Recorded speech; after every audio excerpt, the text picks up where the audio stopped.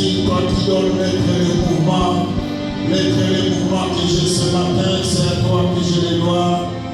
Merci Père, pour Dieu de gloire, Christ Dieu de souffle de vie. Merci pour tout ce que tu ne cesses de faire et de compter parmi les vivants. Ce matin, ce n'est pas le fruit de mes efforts ni de ma volonté. Je n'ai aucune part en ce que je suis. Je ne suis que le reflet de ta grâce et de ton amour. Pourquoi ne vais-je pas reconnaître cela, Seigneur? Mon âme te bénit, mon âme te loue, Seigneur. Gloire à toi, Père.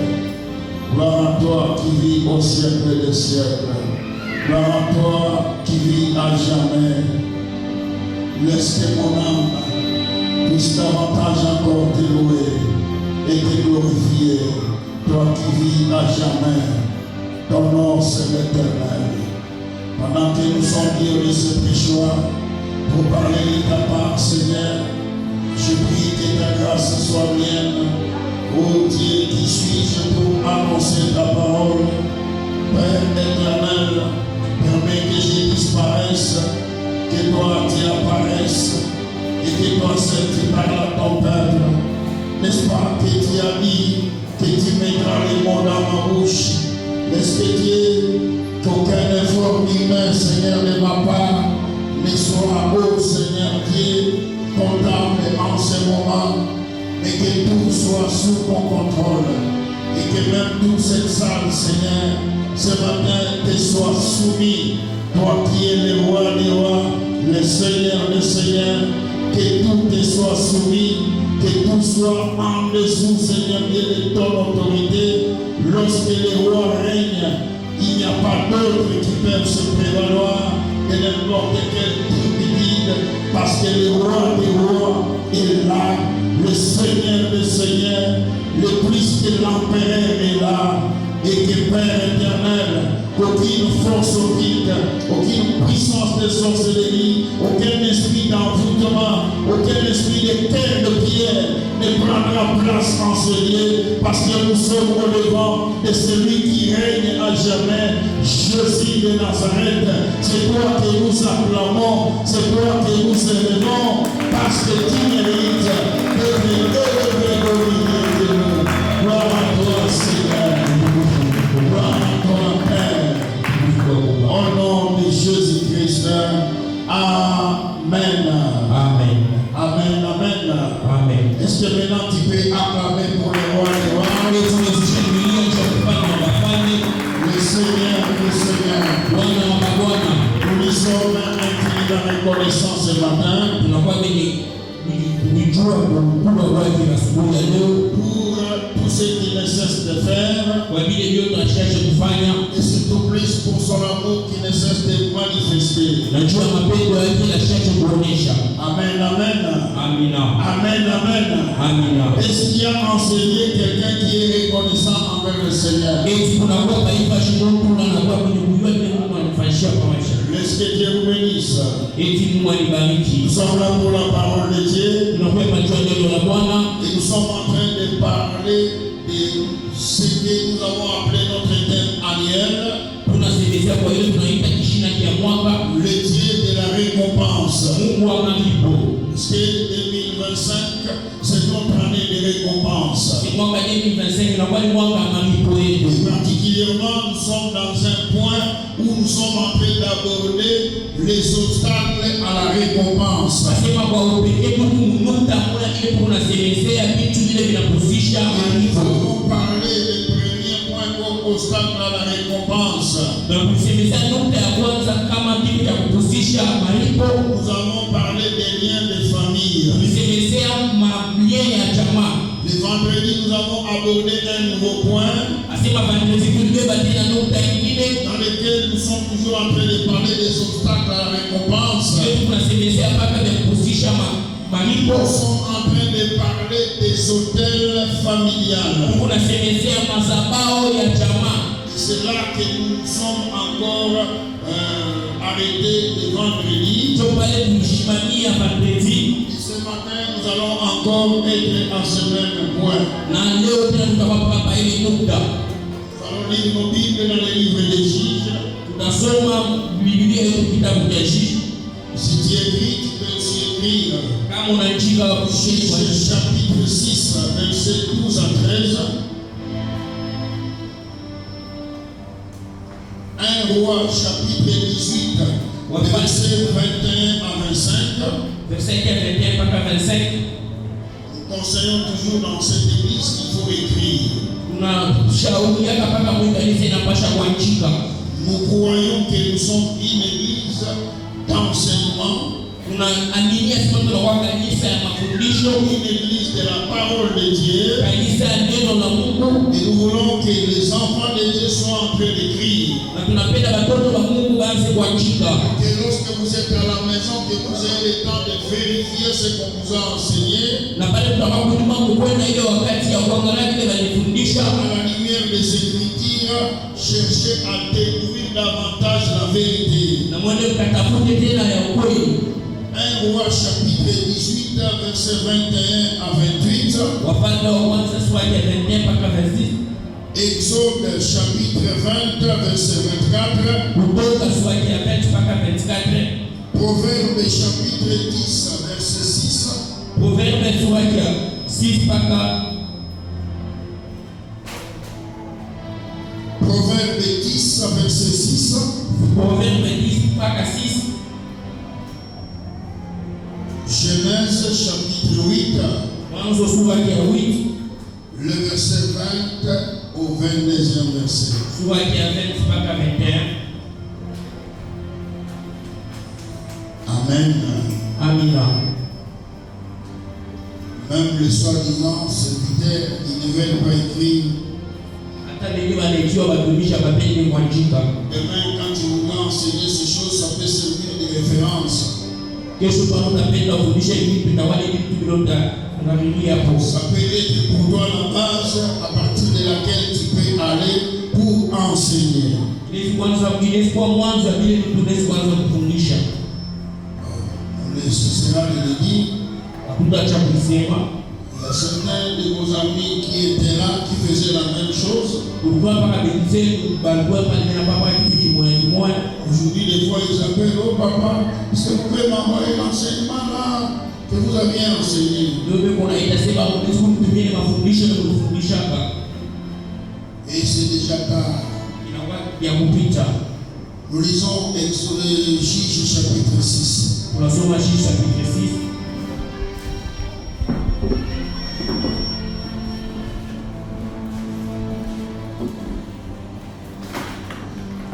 Nous lisons à partir du 12e verset. L'ange de l'Éternel lui apparut et dit: L'Éternel est avec toi, vaillant héros.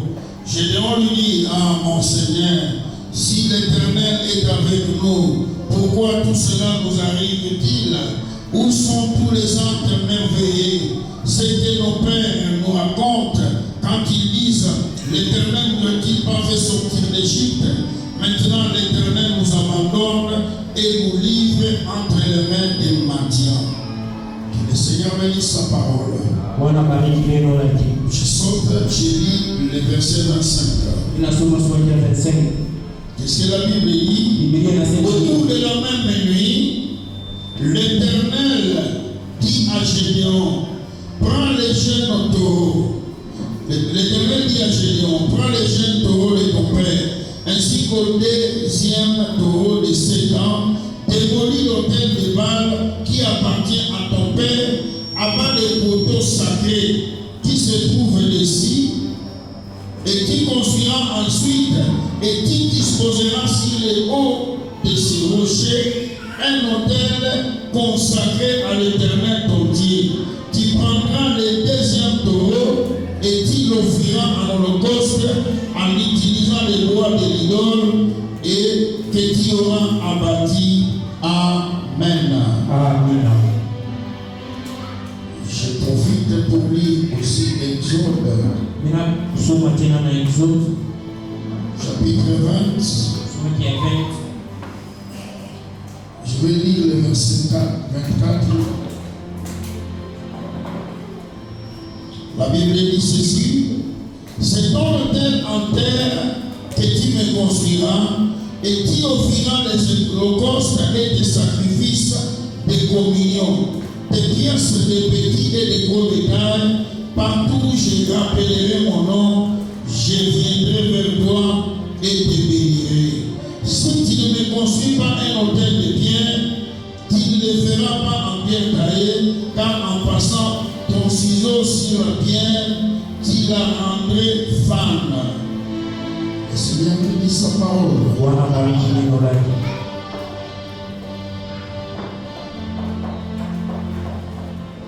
Je profite encore pour vous lire 1 Roi chapitre 18. Tunasoma tena Wafalme wa Kwanza sura ya 1 Roi chapitre 18.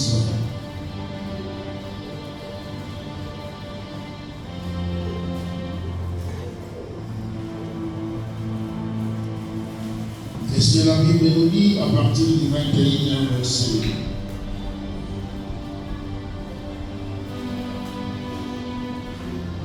La Bible dit ceci.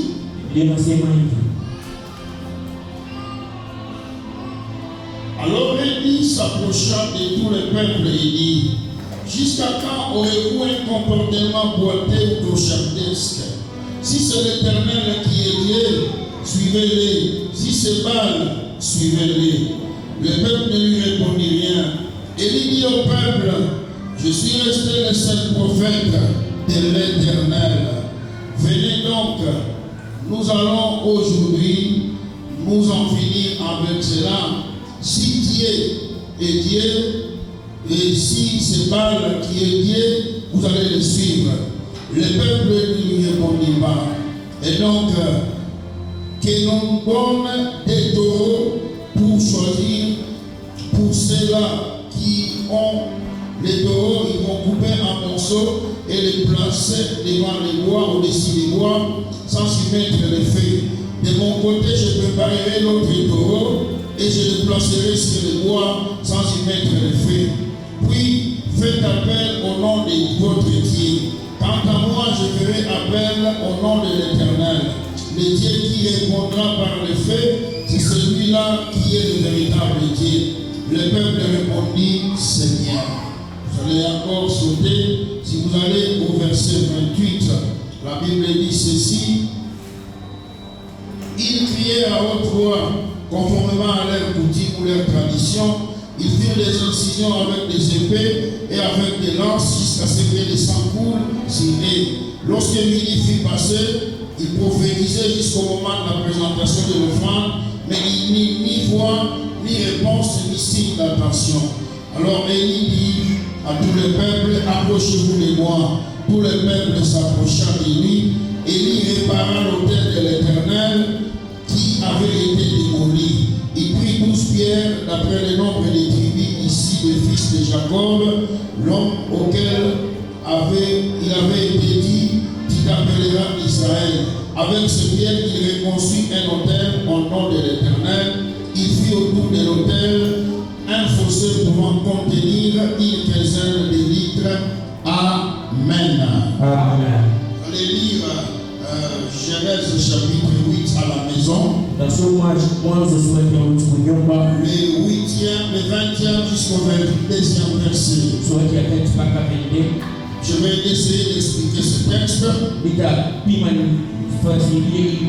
Nous puissions renchérir la pensée de Dieu que nous avons commencé depuis vendredi. Ici, la Bible nous parle bien de l'histoire d'un homme qui s'appelle Gédéon. La Bible nous dit que Gédéon c'était un fils israélite qui vivait du côté de ce pays-là, à côté des Madianites. Biblia inasema ule Gedeoni alikuwa ni mtoto ule mkuu wa Israeli anaanza kala mgambo wa Madiani.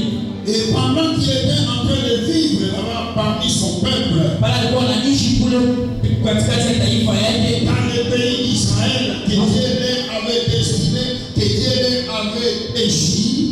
Kuile nchi ile Mungu alimpatia nchi ya Israeli. La Bible dit qu'il y a quelque chose qui s'est passé pendant une certaine période. d'Israël se croyait être emporté, être dominé ou dompté par les forces étrangères suite à plusieurs raisons que j'ai déjà eu à expliciter dans cette église. Asema mbale watu wa Israeli wanaanza kuchona je wanakuwa ni kutawala kwa vitu kwa maroho ya nje kwa miungu ya nje wanajikuta wanajitawala kwa ile miungu. En cette période, il était aussi autant pour ce peuple. Asema kwa ile wakati kwa ile wakati ya ile taifa. Les Madianites avaient dominé sur Israël. Asema Madianites walitawala kwa Israeli. Et ce peuple était en train de passer des moments difficiles. Na ile taifa inazopitisha wakati mbaya. Le pays de Madian était à côté d'Israël. Asema pays ya Madian wakati ce peuple était en train de passer des moments difficiles. Na ile taifa inazopitisha wakati mbaya. Vous allez vous souvenir de ce que j'ai expliqué ce jour-là, le vendredi. Mtakumbuka kwa ile nionyeshe ile siku ya vendredi. La Bible dit que ce peuple, pendant qu'il était en train de vivre, asema ile taifa pale naanza kuishi. Il y a maintenant des difficultés qui se sont acquises au milieu d'eux. Asema kwamba difficulté iko katikati yao. Pendant que le peuple n'avait pas à quel sens se vouer, asema vile hakuna nafasi ya kwenda. Ce peuple commençait à vivre dans son pays comme s'il n'était pas dans un pays qui lui appartenait. Asema bale wa taifa wanaanza kuishi mwinchi yao sawa na mwinchi yao. Ils étaient en train de passer des moments difficiles. Wanazopitisha wakati kwa mbaya. Le peuple commençait à chanceler, il commençait à pleurer. Na ile taifa inaanza kulia.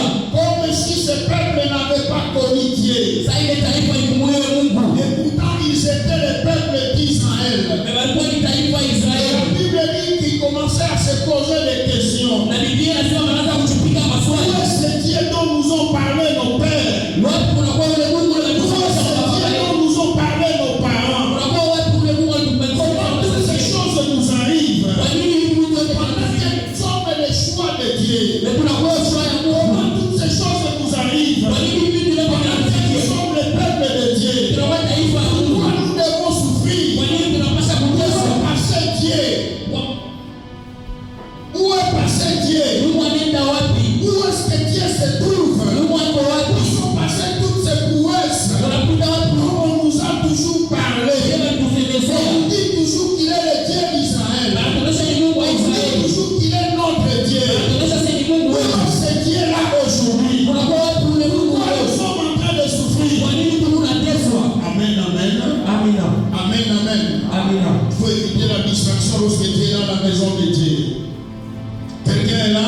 Mtu anakuja hapo. Et la Bible dit ceci. Na Biblia inasema hivi. Pendant que ce peuple était en train de pleurer, Pale ile taifa inaanza kulia. Dieu ne l'avait pas encore abandonné. Mungu ashwasha baacha. C'est la même chose que toi, mon frère et ma soeur. Inakuwa ni kitu kimwana Tu wewe. te poses beaucoup de questions sur ta vie. Unajipiga maswali kichwa chako.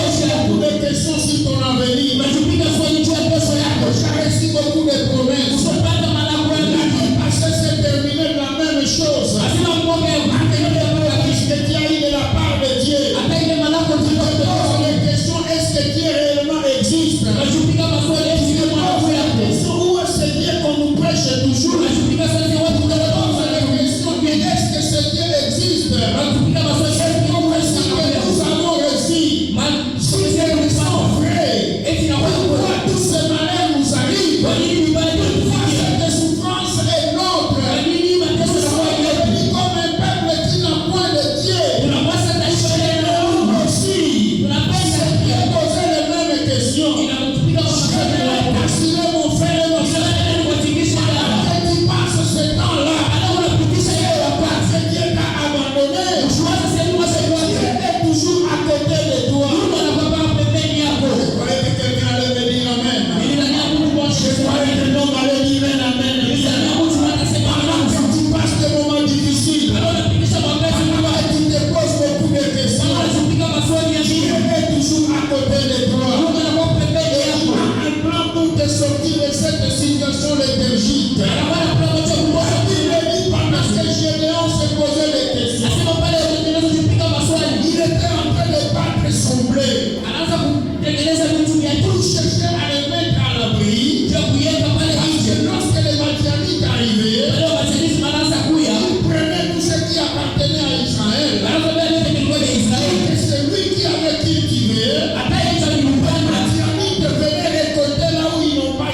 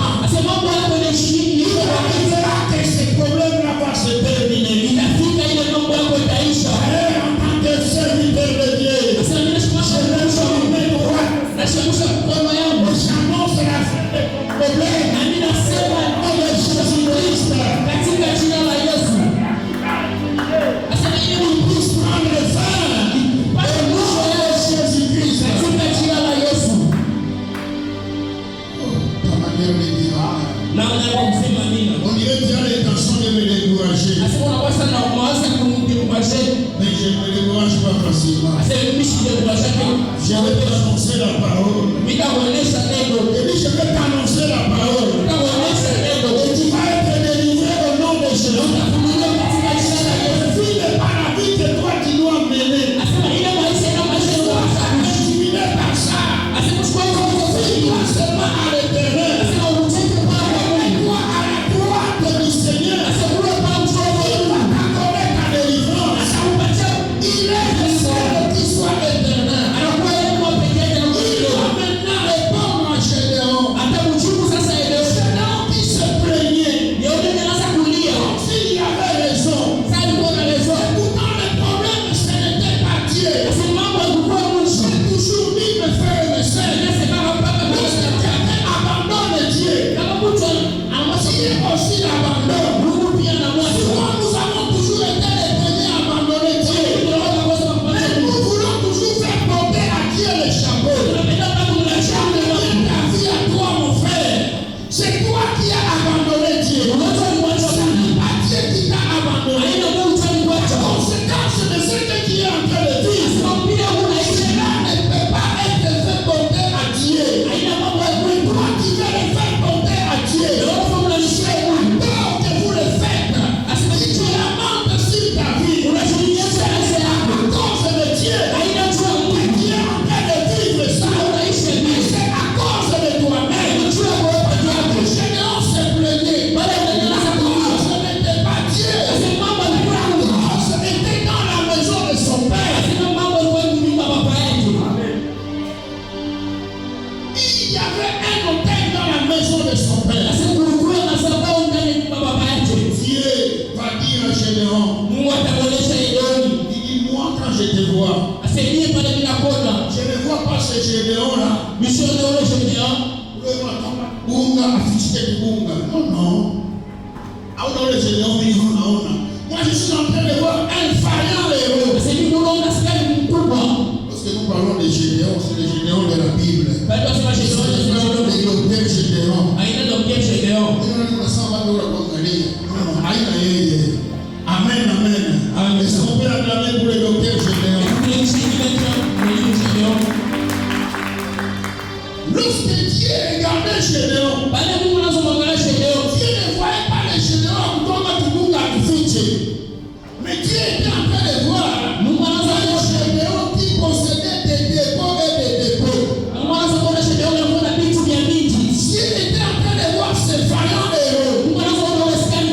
Malgré ta souffrance, tes difficultés, Dieu ne te voit pas dans la faiblesse. Dieu te voit dans la force. Dieu te voit dans la puissance. Dieu te voit dans la réussite. Dieu ne te voit pas dans l'échec.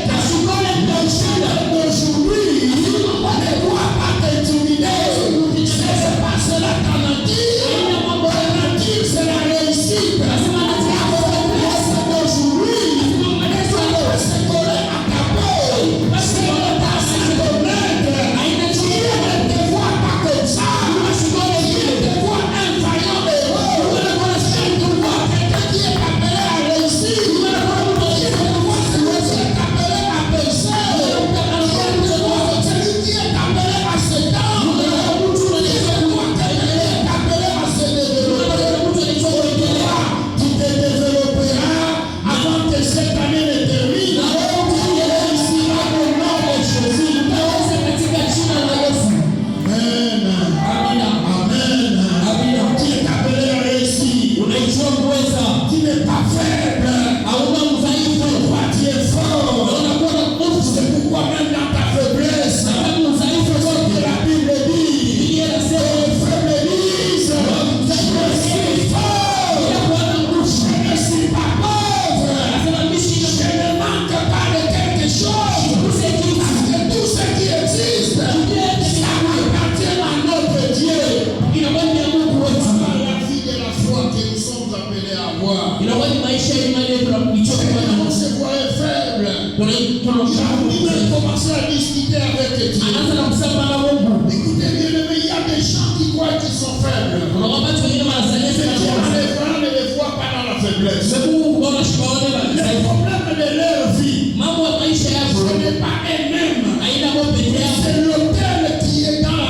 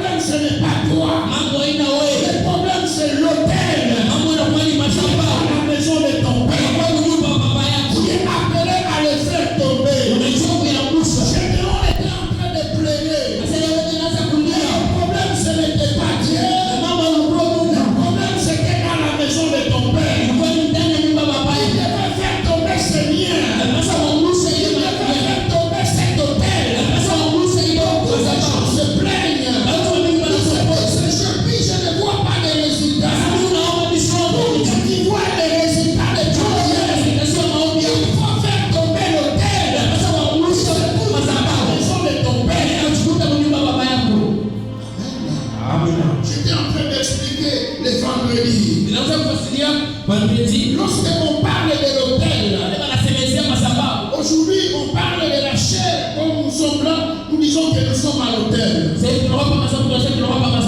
Oui, c'est aussi l'autel.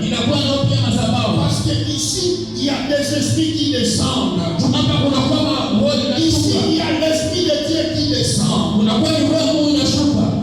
L'autel, c'est quoi? L'autel, c'est un point de contact. Le monde physique entre en contact avec le monde spirituel.